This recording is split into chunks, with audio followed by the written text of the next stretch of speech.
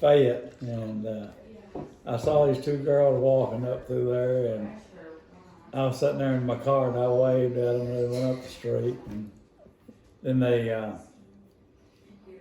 come back down through That's what he there, does. and went up to the end of the block, and we turned around and come back, and I said, might be getting into something here. And so when they come back up through there, I don't know how we met, but I did something and got her address. Back then you didn't have telephones.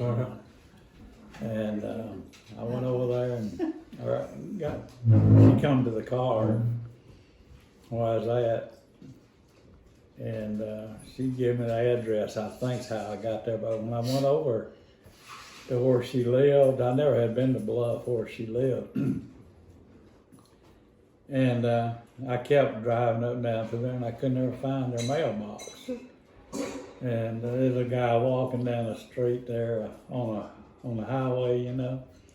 I pulled over and I said, "Sir, could you help me?" And something. I said, "I'm looking for a person."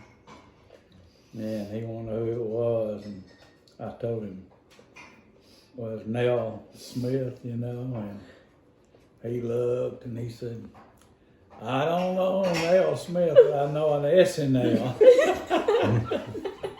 Who was that? There was some guy, I don't know who it was. But anyway, he told me where she lived, and I went around there, and sure enough, there she was sitting on the front porch.